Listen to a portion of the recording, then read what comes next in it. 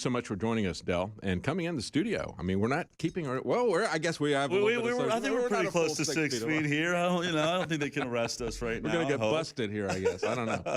But yeah, what do you think about this? Is this something new? You know, he's now openly talking about this. You've got Bill Gates going on with all these serious scientific experts like Stephen Colbert and Ellen DeGeneres, right? He's talking to all of them. And he's got this gag line that he puts out with these comedians. Each one of these interviews he does, he said, well, we're going to have vaccines unless you've got some kind of a therapeutic that is 95% effective. You're just not going to have that. Yeah. Now, what a standard he's put out there. Well, for I mean, us, like right? there's so many issues you can get into around that. But one of the things I think is ironic is that, you know, when you and I were speaking a year ago, you know, it would be considered a conspiracy theory, right? Yeah. To say that, you know, there's a desire to force vaccinate everyone on the planet.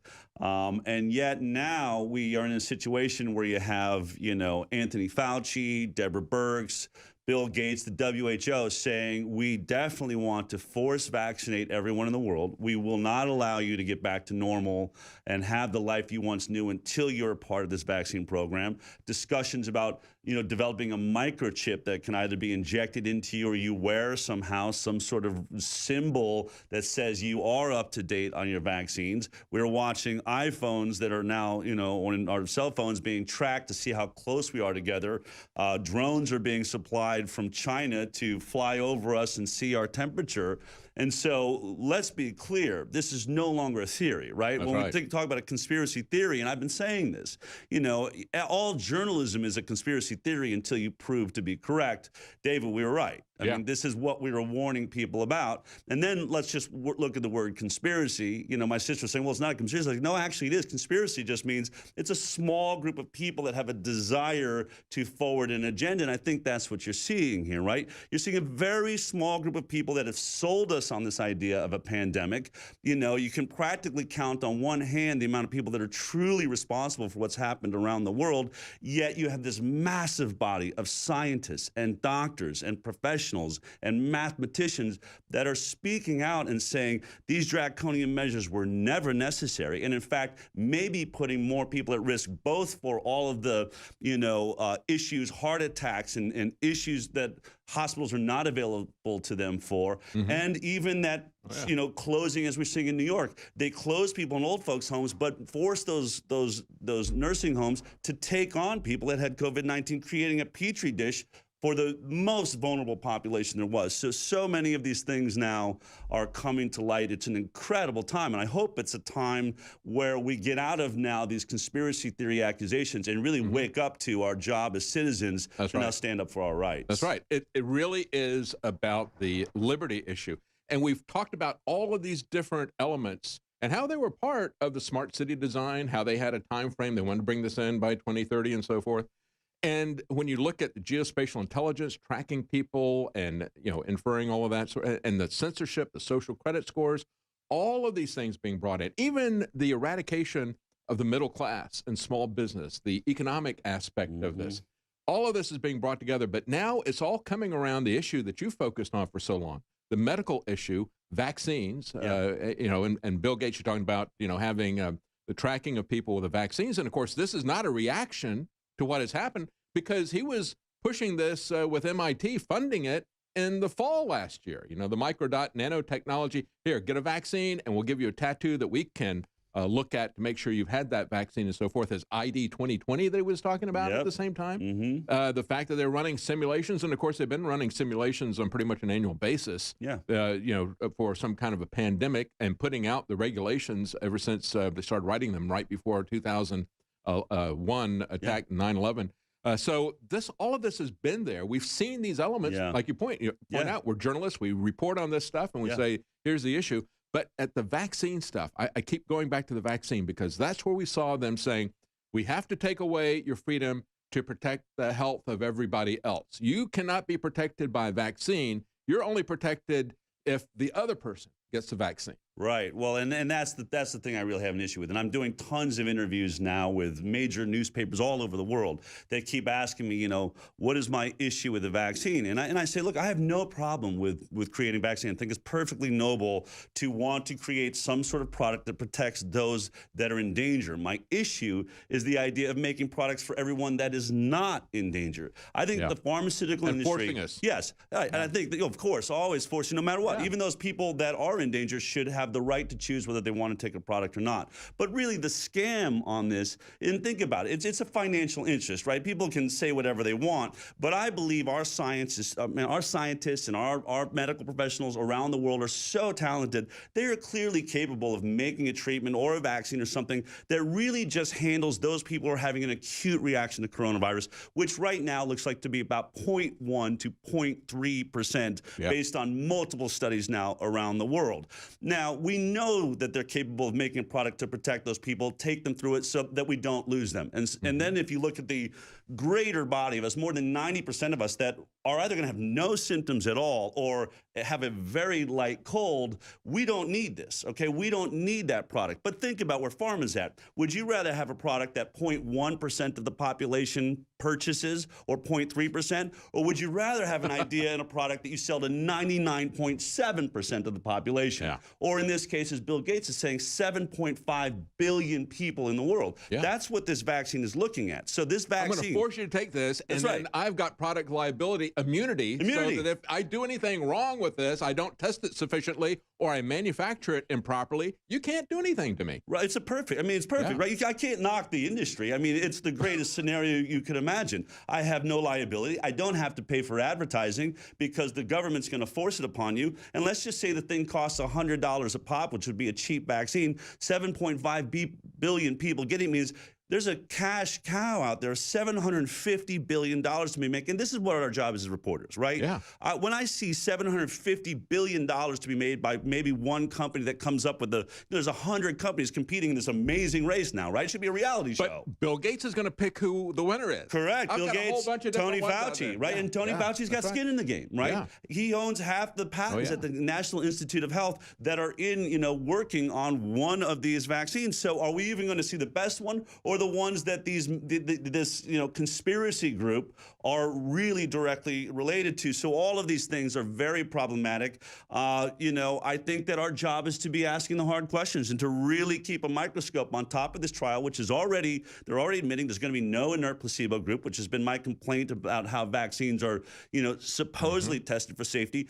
Let me be clear. There is no way to determine safety in a pharmaceutical product if you do not have a safety control group that is getting a saline injection in this case, so that we can have a comparative group. There's no comparative group. And so you can only say it's either as safe. Some of these studies are comparing against a meningitis vaccine. So you might be able to say it's as safe as a meningitis vaccine, but you can't say it's safe. It's as safe as not getting anything at all. Well, Fauci at the very beginning was saying, we're not going to be able to have this for 18 months. Right. Except going back to the swine flu epidemic, when Fauci was, of course, still there in 2009, they rushed a vaccine for the swine flu. Pandemrix and other companies were involved in that. They rushed it to market in only 4 months. Yes, and it was a terrible vaccine. Yeah. A lot of people had a lot of harm from that vaccine. And we look back, it was a tragic mistake in medicine. I mean, we just have to be honest. There's one thing that's taking place, and we're seeing in every headline. When you put the word rush and science together, what you're looking at is one of the most dangerous combinations of thought you could possibly imagine. Oh, that is so quick. Yeah, we got to take a quick break. We'll be right back. Del Bigtree, stay with us. All right, welcome back. We're talking to Del Bigtree. He's in studio with us. You can find him on Twitter at Del Bigtree and also at thehighwire.com. And that's a program that you've got on a regular basis. Yes, every Thursday at 11 a.m. Pacific time for the last 3 years. So I think we're over 160-something episodes now. Wow. Wow. And you've had some groundbreaking information. And I've played many times on this show, and all the InfoWars shows have played those clips that you found from the WHO, where they're talking about the fact that they're not testing Right. Please tell people about that. We're not going to play the clip, but just right. Well, I mean, it was amazing, and you know, I was tipped off. I have researchers all around the world, and by the way, thank you for sharing it, because it's really none of this stuff. We can't hold on to it. We've got to get it out everywhere we can. So I really appreciate that. But the WHO had a meeting last December where they were getting together, and the meeting was about vaccine hesitancy, because as we know, the WHO has been saying one of the greatest risks to public health is vaccine hesitancy, which is growing. Things like, you know, we now know that 30% of parents in America are now delaying vaccines or actively, you know, going against the schedule. It's amazing. More than 50% of people question the safety of vaccines. This growth, I think, is really scaring that agenda we talked about earlier, right? This idea that everyone should be a part of this vaccine program. So they all got together behind closed doors. Now it's I guess a somewhat public meeting, because there was cameras in there, and we found that footage where they started describing the fact that there was no way to really do a study to figure out if something was safe. You had the head of the WHO saying, we really don't have a robust surveillance system. She said, and so it makes it impossible for us to say to someone who's died or had someone die from a vaccine whether or not the vaccine had anything to do with it. You know, meanwhile, 4 days earlier, the WHO had put out a commercial with the same head of the WHO saying, we have a very robust surveillance system. It's a perfectly safe product. And then when we do have issues, we're able to track them down, find them, and stop them. You can trust this. So saying two totally different things. It's an amazing, and it wasn't just one video. I mean, it was just, 15 different scientists really sort of having this come to Jesus moment, saying things like, we're suffering from the tyranny of small numbers. Our studies are so small, there's no way to tease out if there actually is a long-term effect or what is causing the effect. And one guy saying, yeah, the adjuvants. I mean, the adjuvants are so dangerous. He said, he says, I teach a class and I would tell you, if you can make a vaccine without an adjuvant, do it, because adjuvants are very problematic, but they can. And so all of these things were amazing revelations. The adjuvant is what they put in to irritate your immune system, so you'll produce the antibodies, right? Exactly right. Those irritants sometimes create their own effects, autoimmune disease and other things like that. And one of the most shocking revelations came from one of the psychologists that's really at the top of her game in there. And she said, we have to admit that we have now made the world dependent upon vaccine immunity. We cannot stop now. And what that really means is, you have to understand, we used to have natural immunity. Yeah. Measles didn't kill, I mean, it killed 1 in 10,000 of those that were infected in America, but essentially 1 in 500,000 died in 1961 from the measles. That's a non-event. That's point in so many zeros before you get to one. It's incredible. My generation, my wife's generation, somebody gets the the diseases associated with MMR. You would, or chicken pox or whatever, they'd have everybody, all the kids go down and play with them, because they wanted to make sure all the kids in the family got it at that point in time so you could get it done with. Because if you got it later in life, it was a lot more serious than if you got it as a child. And they wanted to get it done with. And as you point out, it was such a rare occasion that something would happen that it was essentially not. And after you had it, you had the Ferrari, what I call the Ferrari of immunity. You have lifelong immunity when you take on an illness naturally. We're now up to 2 MMR vaccines, the one we use for measles in America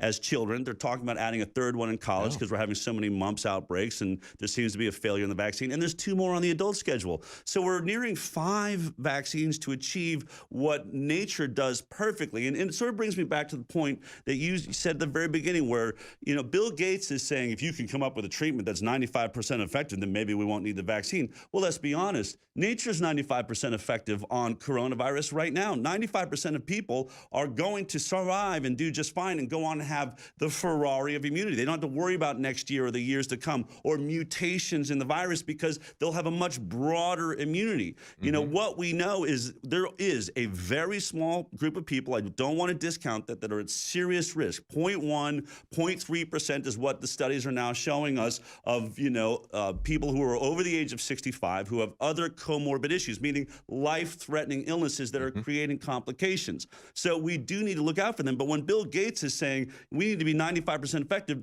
we already are.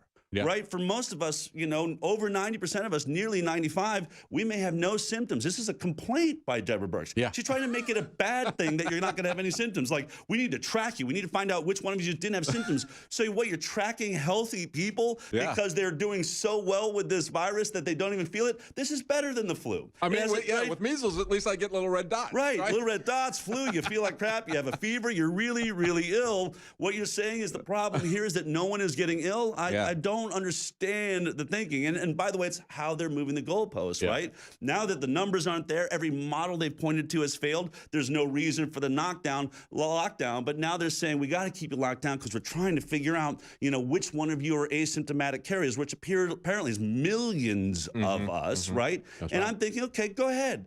Geek out on your science, whatever asymptomatic means to you, and the fact that I think it just says healthy people are doing really well. But while you're geeking out, let me go back to work. Don't destroy our economy anymore. Don't put us in jeopardy of losing the world, to China, who is back online, who is going back to work. These are the things we really need to start discussing. It's such a broad agenda and all these different aspects, liberty, economy, all these different things, all aspects of our life. But of course, it's the vaccine that is right at the center of it because that's the key. Not going to get out unless you got that vaccine, because they're saying, look, even if you've had it, you could get it again and you could be a threat to society unless you get that vaccine. See, that's the thing that bothers me, Del, when I look at this.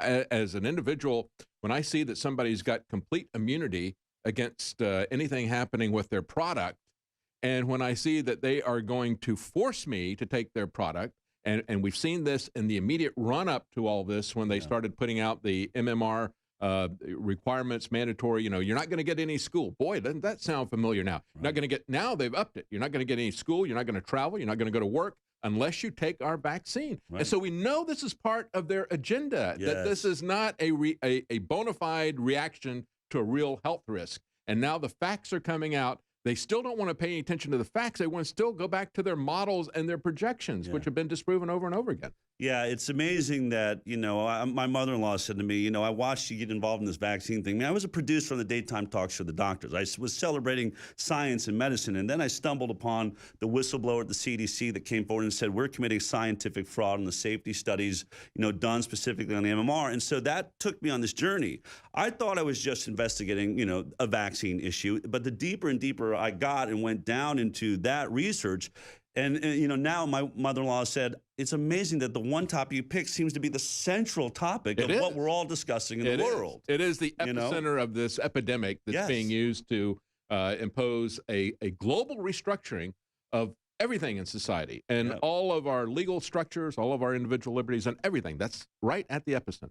Well, it's an imaginary enemy, or it's an invisible enemy, right? I mean, that's and that's what, when we've read either whether science fiction books or anything that discussed where we could be in the future if we went in the wrong direction, right? There was always this invisible enemy that you couldn't really put your finger on, and Al-Qaeda and terrorism sort of played into that. Like when I think about the fact that when we watched what happened in 9/11, and the discussion was that Al-Qaeda's goal was to disrupt our freedom, to make us so afraid that we would start taking away our freedoms. That was the goal, right? They didn't achieve it. I mean, there were some restrictions, and we did see some laws passed, but for the most part, we held on to freedom.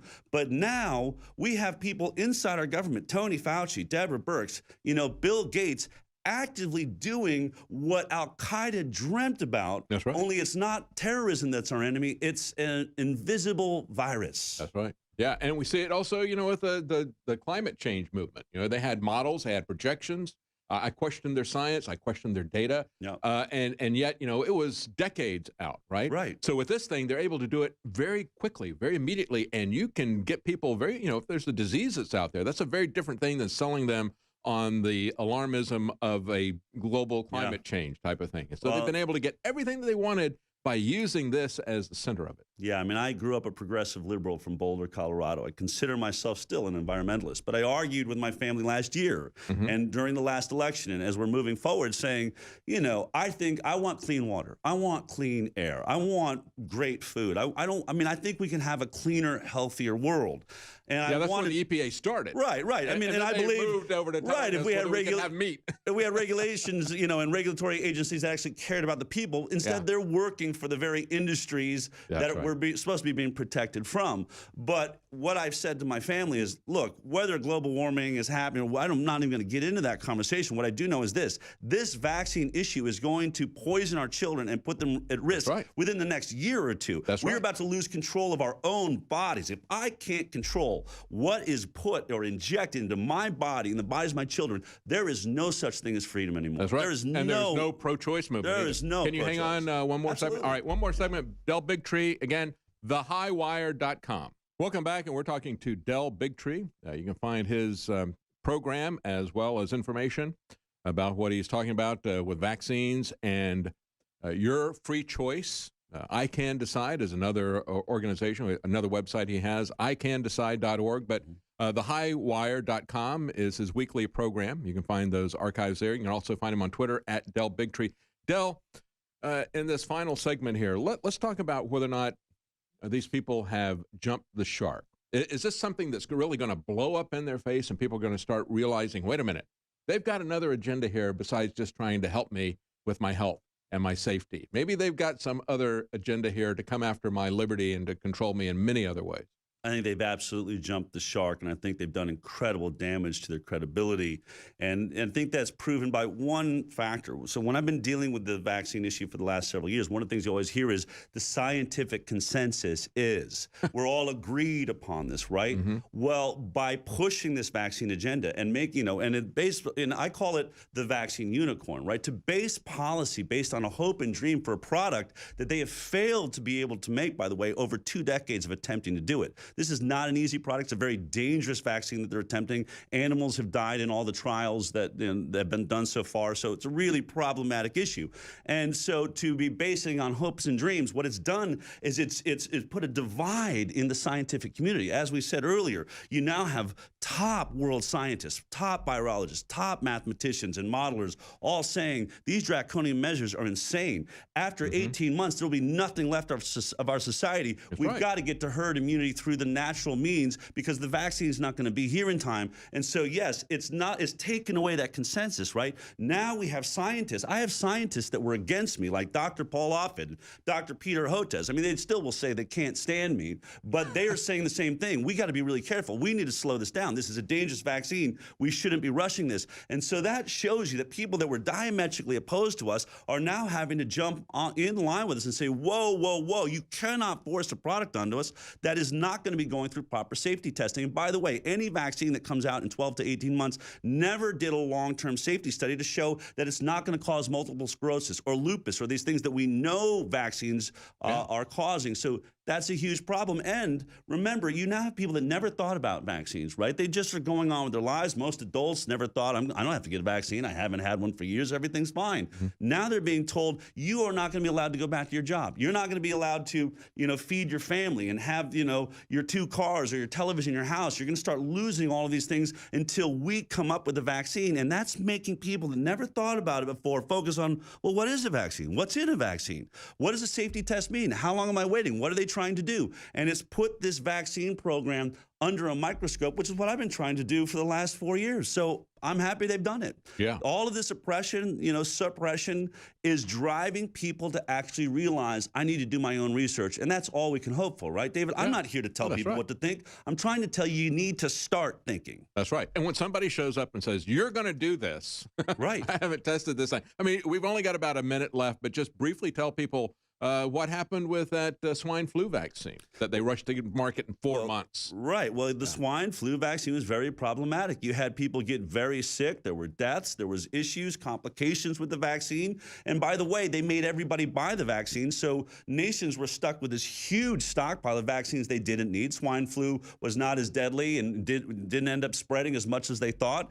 And it shows that they make mistakes, right? Like they made a big deal. It was a pandemic. They didn't try to lock down the nation or the world, and this time they are. And once again, we're finding out that this issue is tiny. The death rate apparently of any other flu. Why are we destroying our world economies? It's really quite crazy. And even before 2009, going back to 1978, Mike Wallace at 60 Minutes talked about that swine flu outbreak. He talked to people who had come down with Guillain-Barré, been damaged for life and so forth, and they based it on a false narrative about a soldier at a base, and I've shown that video. So we've seen this movie before. Yes. And I think this time when they're coming to everybody's door and saying, you can't get out of your house until you take our vaccine, I think that's where they've gone too far. Thank you so much. Del Bigtree, thehighwire.com. Thank you, Del. Appreciate it. Welcome back. That was an excellent interview with Del Bigtree. I tell you, he really knows his stuff on vaccines.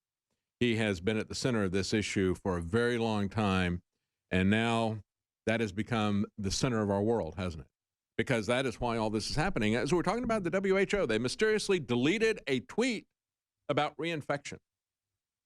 as immunity passports were being debated. So they tweeted out, there's currently no evidence that people who have recovered from COVID-19 and have antibodies are protected from a second infection. And so this is the context in which they're doing this. It came in the middle of the debate about immunity passports, as Reason Magazine is pointing out. On Friday, the WHO published a scientific brief on, quote, immunity passports, unquote. That's their idea. Isn't it funny that the WHO and Fauci and Gates and all these people, they've been working on all of this stuff, folks, for years. And they're rolling it all out together. It's all a combined package, isn't it? The idea that government should grant special documents to citizens who test positive for COVID-19 antibodies, allowing them to move about freely. So, get your test. If we find that you've got antibodies, then we'll let you move about freely. But as we were pointing out, I was talking to Dell, they're putting out the idea, well, just because you've got antibodies doesn't mean that you can't get it again. Doesn't mean that you can't be a carrier. The only way that you can be safe is if you're vaccinated. That's the only solution that they want, just like Bill Gates, just like Fauci. The WHO warned that this is premature since no study has evaluated whether the presence of antibodies to SARS-CoV-2 confers immunity to subsequent infection by this virus in humans. The WHO is correct. Scientists have not determined the degree of immunity enjoyed by COVID-19 survivors. They said one critic, statistician Nate Silver, said in a tweet pushing back against the WHO's Sunday tweet. He said that no evidence means something like no definitive proof yet. But the average person is not going to read it as there's no immunity to coronavirus, which is likely false and not a good summation of the evidence. So these people are moving on. They're going to continue down this road, folks. One of the reasons, I guess, that they're able to do this is, and we have the story at Infowars.com today from Zero Hedge. Study finds a historic drop in math and reading scores since the adoption of Common Core. Yeah, if you get people where they can't understand basic math and they don't understand even what risk is, then I guess you can push these kinds of facts and figures, quote unquote, at them and get away with it. It is Common Core is a deliberate dumbing down of America, as Charlotte Iserby and Phyllis Schlafly pointed out, trying to get rid of the centralized control of education. Now they want the centralized control of healthcare. And as I've always said, the reason I've opposed this from the very beginning is because if you centralize control of healthcare, that means that you're going to completely take away all freedom. You will be prohibited from doing certain things, and you will be required to do other things. A good example of this is the FBI raiding a medical clinic for giving essential workers who have been exposed to COVID-19 vitamin C intravenously. Now, we've had multiple studies that came out of Asia and other places where they said, look, we had people who were very sick with this. We gave them vitamin C intravenously. We had very good results with this. The same reason that people were using hydroxychloroquine, azithromycin, and zinc. Because they said, look, other people have been doing it. They've been getting good results. Why can't we do it? Oh, no, you can't do that. Not until the CDC and Fauci says so. So your problem is you didn't say, Mother, may I, or Big Brother, may I. You got to say Simon says, or Fauci says, or the FDA says you can do this, right? Doesn't matter how much evidence you've got. And it doesn't matter if you're the doctor and this other person who's the patient, if you both agree that it's the treatment that you want. The doctor in a free society, you go to a doctor because you trust them and you trust their judgment. They give you their opinion, their advice, and then you take that advice. And many times it's highly technical, so you want to get a second opinion from another professional and make sure that they both agree because, it's something that's not finished. They're practicing. They're still practicing. Science is never finished. It's never established. All these people who say, well, we have a consensus on this. As I've said over and over again, real science is never finished. And every breakthrough in science comes about because somebody has questioned the conventional wisdom, because they have defied the scientific consensus. Every breakthrough. So anyway, what happened in this particular situation in Michigan? FBI agents in hazmat suits, because we're talking about vitamin C here, folks. We're talking about something that is unapproved for this particular use by the FDA. And again, as I pointed out, going back, was it a month ago or whatever, when they were saying, well, we're going to need all these ventilators. And I said, fine. You know, if this is a war, what would you do? You would have the federal government getting people to manufacture these ventilators. But the FDA is saying, no, no, no, you can't have these ventilators unless we've first inspected them. You know, we had a whistleblower that said, we've gotten all these medical supplies, this protective personal equipment, and so forth. And we've got it in boxes. We can't even touch the boxes until the FDA inspector gets here. We can't even, you know, take the individual boxes out of the overall crate, because if we touch anything before the FDA inspector gets it, he will destroy everything. That's the way these guys operate. And so you had FBI agents in hazmat suits equipped with respirators. You know, they ought to give this up to some people who actually need it. They raided a medical clinic last week after a doctor reportedly gave high-dose vitamin C to essential workers. At Allure Medical, quote unquote, we are offering high-dose intravenous vitamin C to all essential workers who are exposed to COVID-19, said Dr. Charles Mock of the Allure Medical Spa in an unaired local media spot earlier this month. Before Fox 2 Detroit could air the segment, FBI agents raided the clinic on Thursday. The FBI, along with the Department of Health and Human Services, raided Allure Medical Spa. And just before 8 o'clock in the morning, they surprised they didn't go to the spa owner's house, you know, do a Roger Stone number on him, right, with the press there. They could scare everybody away from doing any intravenous vitamin C. And understand, this is not something that's peculiar to this. Intravenous vitamin C has been recommended by Linus Pauling and many people going back decades, talking about it's very effective for a lot of different things. The first thing you ought to look at with some of these things, and again, the adult way to approach all this stuff is like they're doing in Japan with stem cell research. Here in America, the FDA says, oh, we're going to ban it. You can't even use your own stem cells, something they've never done before.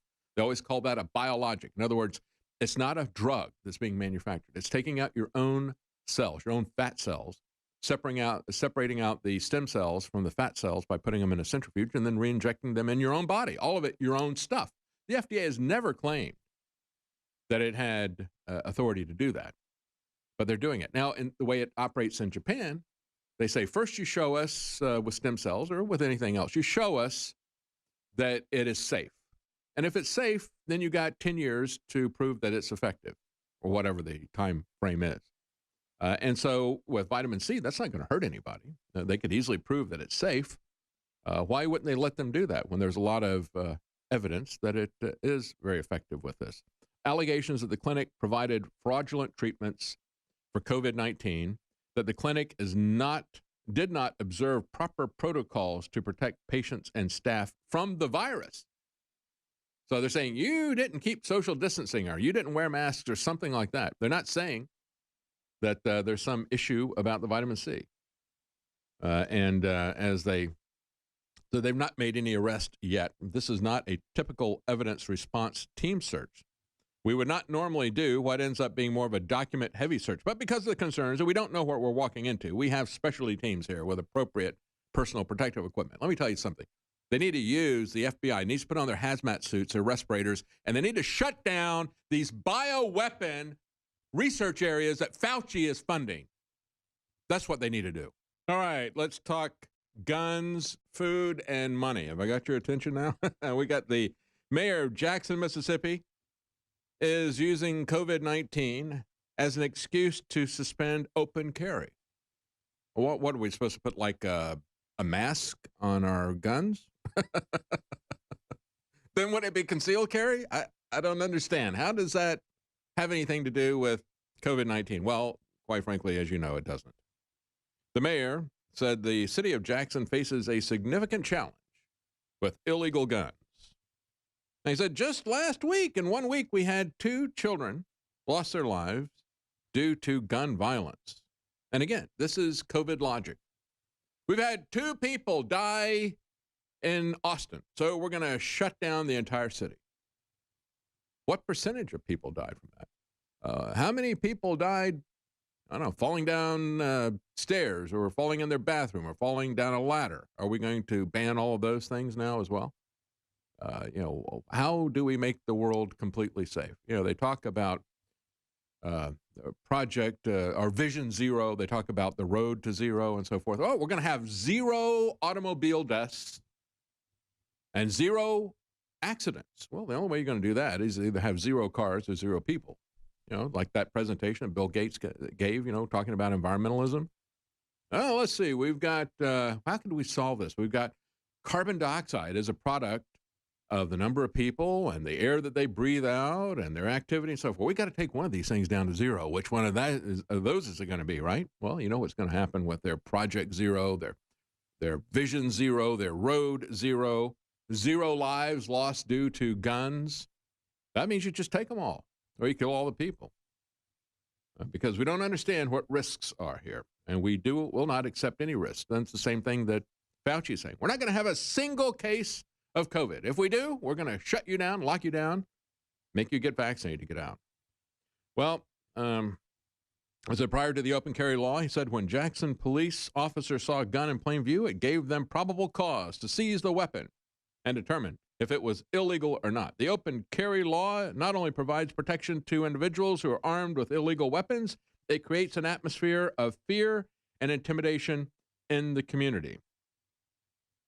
So they responded to that. They filed a lawsuit. They said the U.S. Constitution and the Mississippi Constitutions, this is how you get in trouble. This is how these ER doctors who were talking about how we had to open things up.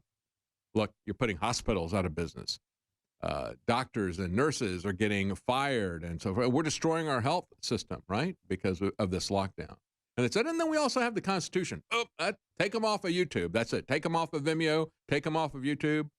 You can only find that video now on sites like ban.video. Maybe BitChute has it, but we got it at ban.video because we're going to carry stuff that you won't be allowed to see on YouTube, Vimeo. The U.S. Constitution, the Mississippi Constitution protect the right to openly carry firearms in public for self-defense, as do Mississippi statutes. It's not just the Constitution, but also other laws. A mayor does not have the authority to override these constitutional rights and laws, even during a state of emergency. But COVID trumps the Constitution, right?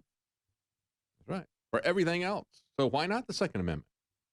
We've seen COVID say, well, we can shut down the public's free speech and ability to comment in the public square. Well, hey, because of COVID, we got to take it down. Or we can stop your being able to assemble and protest, that other part of the First Amendment. Or we can stop your ability to have free exercise of religion.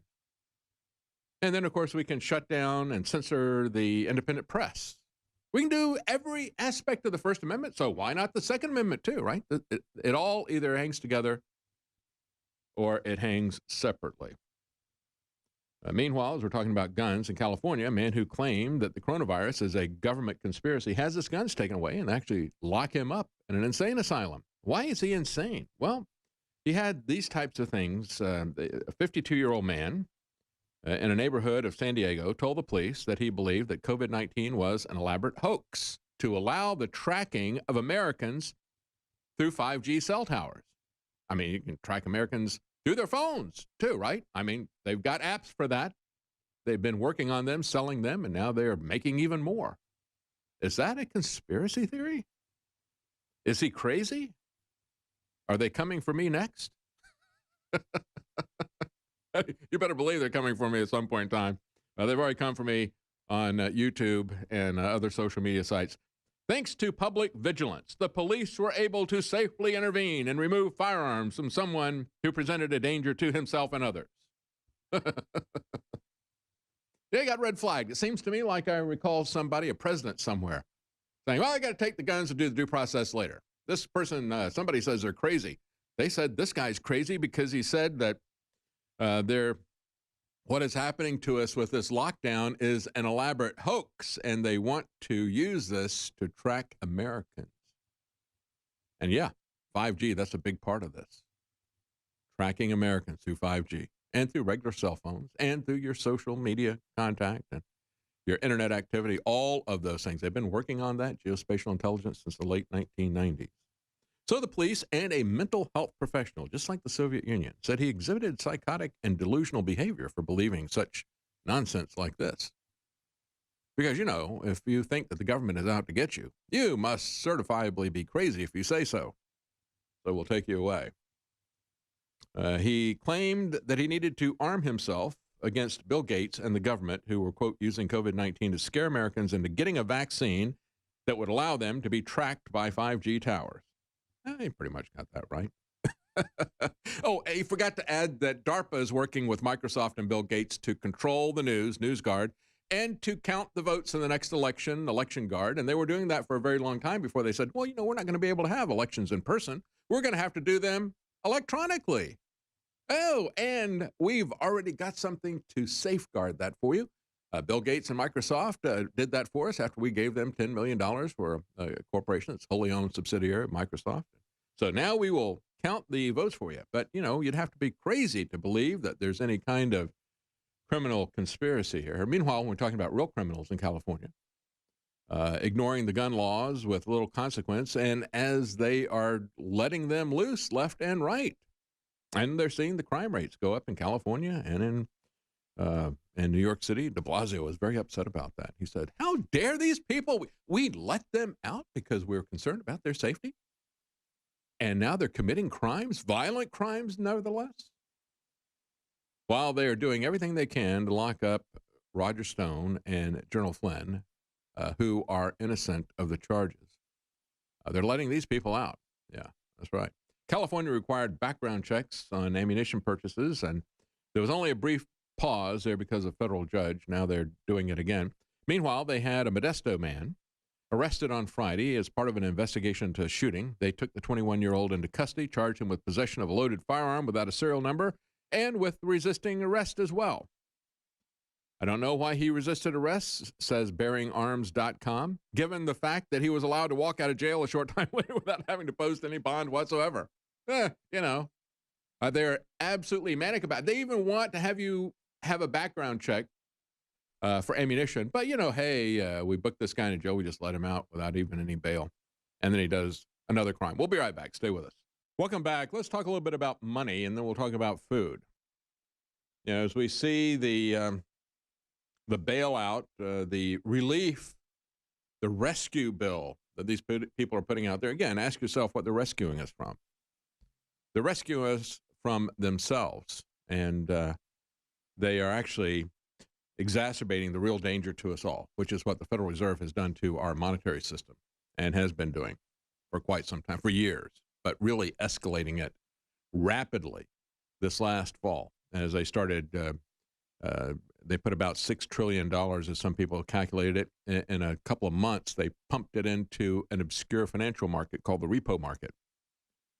And resentment is growing on Main Street over the bailout winners and losers, to put it mildly. That's the headline from a Bloomberg article. No, these people are making out like the bandits and banksters that they are. So what do we do about this? When the central issue here, and perhaps one of the key things that they're trying to reorganize here, and that is the idea that they want to get your attention away from the gigantic economic bomb that they created and say, well, we didn't do that. That was a virus that did that. We were just trying to save you all, right? What do we do about that? You know, I've mentioned many times how I think that the most important elections coming up this fall are going to be the local elections. And you need to think about it this way. It's change your thinking completely from what it has been in the past. In the past, we've always said, well, the most important elections are the ones at the top, right? No. The further the person is away from your life, the less important that office is. The most important office, and you ought to be able to understand that now. Yeah, you're getting this lesson really good and hard, aren't we all? The most important people in your life are going to be the ones who are the closest to you. Yeah, of course, your family and so forth, but I'm talking about elected office. The people who are the local mayor, the local sheriff, the town council. And then a little bit less important than them are going to be your state representatives, a little bit less, and the governor and so forth. And then less important still are going to be the federal officials and the president. And why do I say that? Because this tyranny is coming from the federal government, but it can be stopped at the local level. And that's exactly what we're seeing with local officials all over the country. I had a constitutional sheriff send me this. Let the state police come down here, says a New Mexico mayor, defying the New Mexico state lockdown order.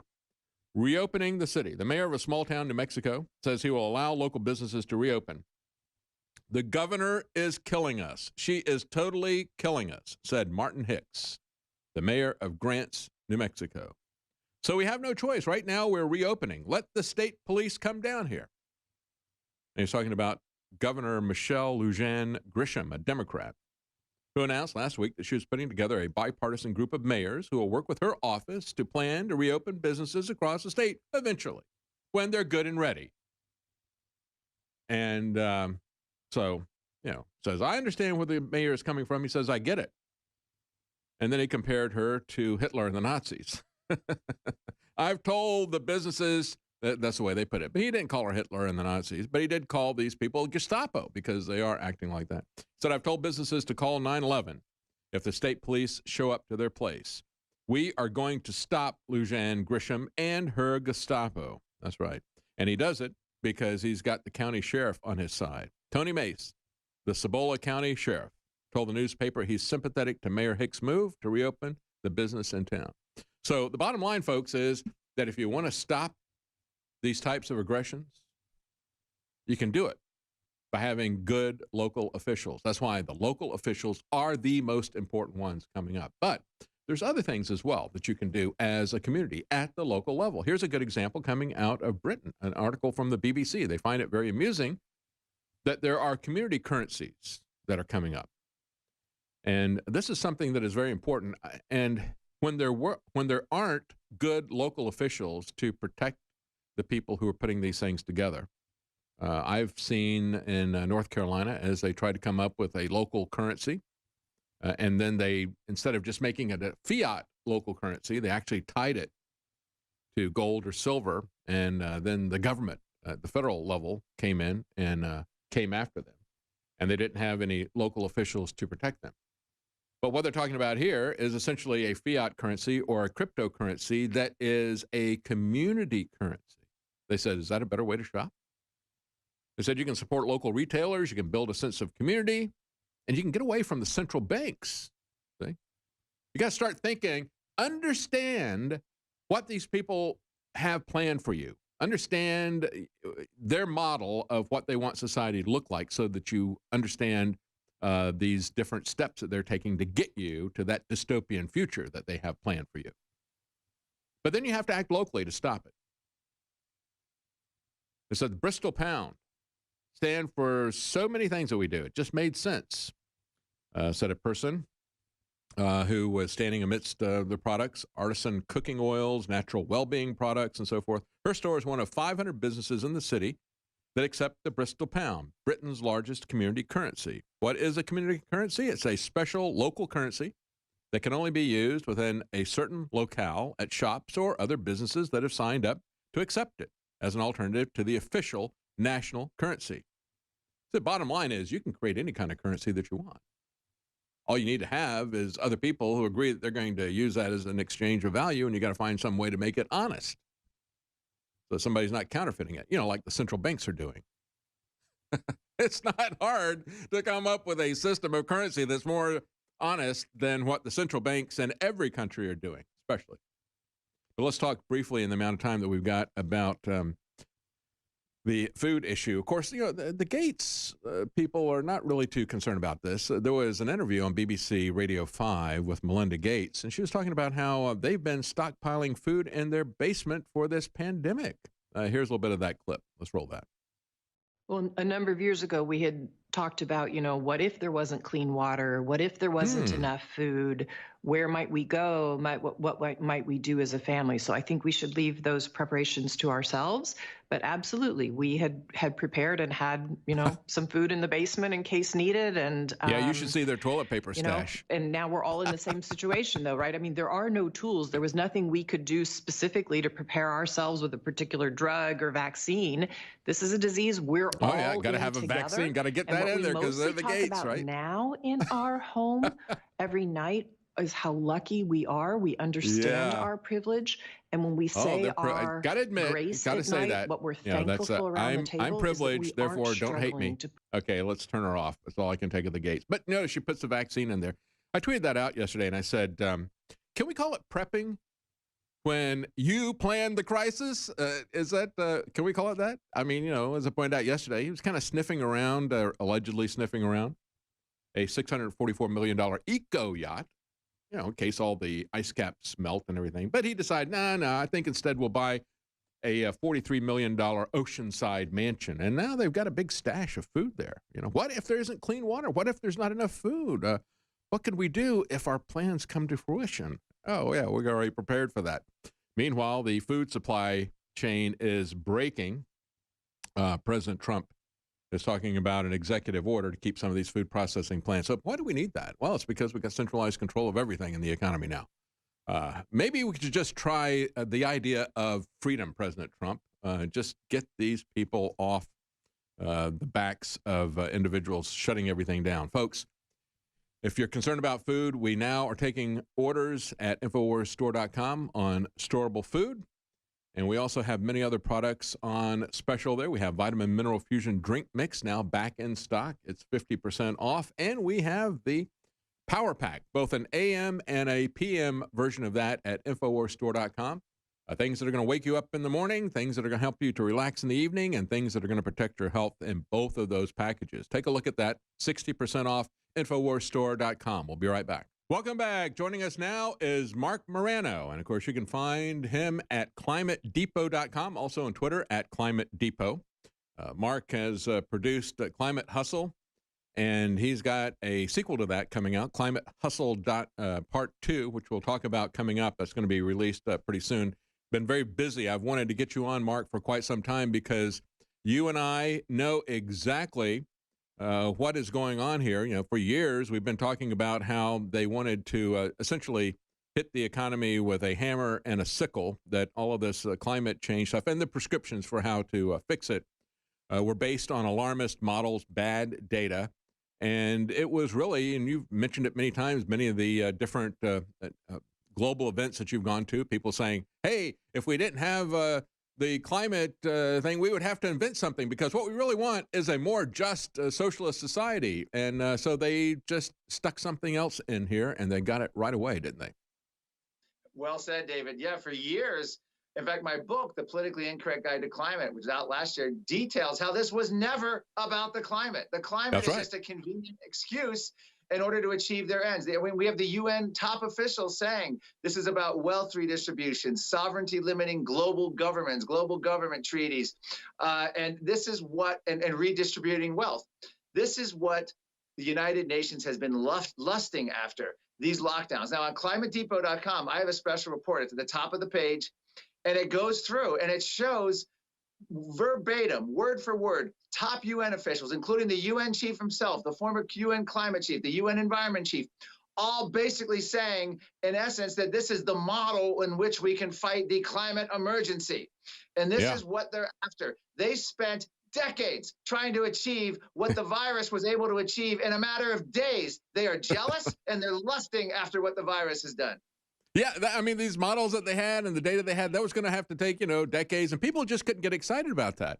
But now that this has happened, I mean, you see AOC tweeting about the fact that oil is melting down. Oh, this is great. They're getting rid of energy. They're getting rid, they're imposing universal basic income. They're taking people's jobs, imposing austerity, setting up the smart cities, disrupting the food supply, our meat supply particularly. And so they're getting everything that they wanted, and they want to keep it now, don't they, Mark? They do. In fact, in my report, I go through They wanted to stop airline travel. They were flight shaming people. They wanted to stop the internal combustion motor. We had Democratic candidates, Andrew Yang, proposing abolishing private car ownership and instead having a roving fleet of electric cars. Elizabeth Warren wanted to get rid of the single family home, and she wanted to have only sustainable homes being built that met some certain qualification. They wanted to get rid of industrial civilization. They talked about planned recessions, degrowth movements, and then they wanted kids to strike from school in order to achieve all of this. Guess what? Every one of their goals was achieved in a matter of about, 2 weeks when the entire world shut down. And it has not gone unnoticed. In my report, I quote climate activists, UN officials, former politicians, all saying over and over that this coronavirus lockdown, our response, not the virus, this is very important, our insane response to it by shutting down society has achieved more than Greta Thunberg, Al Gore, the UN, and Extinction Rebellion all combined. Nothing they've ever done has come this close to achieving what they want. In fact, one activist, David, Eric Holtheis, who vowed never to have kids because of the climate emergency, then ended up having a kid. He came out and said, all we need is to go to 2030 with these emission cuts that we've seen under the lockdown, and we can meet our commitments to the UN Paris climate goal. We only have 10 more years, and we can make the UN happy. Who's in? Are you in for that? Yeah. Well, the Green New Deal has become the Corona New Deal, and these people will lock this stuff in. The important thing is that they go back and they look at what you've been saying for years. Look at the book that you've written explaining how it was never about the climate. It was about establishing this UN 2030 agenda, which now they're going to try to keep and establish. If people understand that, then they're not going to fall for this this dodge with the virus. Mark, there was an article where they were euthanizing something like 60,000 chickens at one of these places, right? Because the supply chain has now been messed up. And the way the reporter put it, she said these men showed up and they euthanized the chickens with carbon dioxide. I broke out laughing when I saw that. I said, this must be somebody who's reported for years on climate hysteria, because what they do, breathe on them to kill them? Carbon monoxide, right? Yes, first of all, their anti-meat agenda. That's another thing. Yeah. The UN climate chief suggested that meat eaters have separate sections and be banished in restaurants the way smokers have been banished. They had a UN meat eating report that came out and basically wanted to stop all meat eating. At the same time, Al Gore trying to become the world's first fake meat billionaire. It does this whole IPO and piggybacks and all that. All of those dreams now, as they're slaughtering cows, chickens, restaurants aren't open. The demand is way down. This is putting glee into the hearts of the environmental movement. In the report, I predicted, and I have example after example. So what's happening now is the UN and the climate activists are going to morph climate into the virus scare. So now we have a big UN affiliated report out today, David, saying, unless we deal with the environmental degradation and climate, we're going to have a lot more viruses like this. We have John Kerry warning of it. We have other UN officials warning of it. We have new studies coming out. The money that's going to be thrown at how climate change makes viruses worse is now going to be through the roof, because they know they can't compete with something like viruses. So they're going to try to join the club and become, unless we take care of climate, viruses are going to be worse. By the way, give us money. We're researching this indefinitely. We need billions. We're screwed. And here's the problem. I'm ready to attack here. What they want to do, Mark, is they want to keep people locked down. And you see these places where they've been pushing climate alarmism. They're the ones saying, well, we can't let you out just yet. We got to stretch this thing out because this is psychological conditioning. And people need to understand where these people are coming from, that this is a long-term plan. All they've done is just change the justification for taking all these things from you. But it was always the intention to take these things from you. It's not to save you from a virus. It's not to save you from climate change. And they want to keep this new normal that they put on people, right? They want to normalize it psychologically by extending it in these various areas. That's why it's important for people to understand where this is coming from and to push back against it. It is. I mean, we already have people like Bill Gates talking about, needing a certificate. You need to get your test and your vaccine, or, hey, you can't work. And by the way, corporate America will announce, well, these are only voluntary. You can't work for us unless you have your vaccine certificate and your test, but you don't have to work for us. It's a free country. Well, guess what? By these lockdowns, all the mom and pops have been destroyed. What's benefiting? Walmart, Amazon, all their stocks are going through the roof in their sales. So they've crushed independent businesses. We're going to have corporate America essentially doing this kind of, I'm just calling this what it is. It's a lockdown dictatorship, a viral police state. But here's the problem. Donald Trump made not just the greatest failing of his administration, possibly the greatest failing of any president. I agree. Of the last 100 years, because he listened to the medical health bureaucracy. I want to curse, but I'll restrain myself. We knew Fauci was full of you-know-what when it came to AIDS. This whole idea, the myth of heterosexual AIDS, Michael Fomento, an author, debunked that 25 years ago. It never happened. It was never going to happen. The CDC went after vaping. Why did they go after vaping and not cigarettes? Well, cigarettes make billions of dollars from the tobacco settlement. Vaping, they said, is causing all these lung ailments. The CDC recommended, this is last fall, recommended everyone stop vaping, which essentially led people to go back to nicotine, combustible tobacco products. It turned out they knew for months that these were illegal black market vapes with marijuana causing ailments, not traditional vaping. The FDA, which was political appointees, recognized it early on, but we know the CDC is a lobbying organization willing to lie for stats, power, regulatory issues. And for Donald Trump to turn over American business, the lowest point of the administration was Larry Kudlow, his economic advisor, going on CNBC or Fox News and saying, we don't know when we're going to reopen. That's up to the doctors, up to the left-wing medical establishment, which has been poised and ready. And by the way, if we're up to this medical community, we'd have 10-mile-an-hour speed limits. Why? Because a doubling or tripling we wouldn't even have cars. Miles, people would die. Every life is worth it. Public safety. You can't go on your summer vacation. You could die on the highway. You won't make it to the beach. It's not worth the risk. Lockdown in your house. Yeah, they have the Vision Zero agenda, which is, part of the sustainability stuff. And of course, you got doctors saying that gun violence is an epidemic. I mean, as you point out, they won't let us have anything. They literally will have us locked down. Oh, wait, that's where they've got us, isn't it? And now we're stuck. People don't like this analogy, but it's a version of the free state versus slave state. Oh, my God, he compared a lockdown to slavery. No, just stuff it, all the critics out there. Here's the bottom line. We have states like West Virginia, South Carolina, Texas, Georgia, Florida, opening up. And it's typically the Republican governors and whatnot. They still aren't that great because they shouldn't have allowed it. But places like absolutely right. Mark Moreno, climatedepot.com. We got to take it back from the bottom up, folks.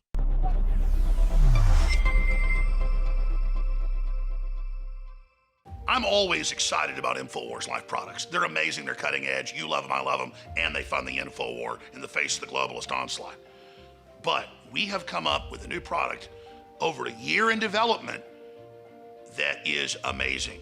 The only organic hand sanitizer on the market with organic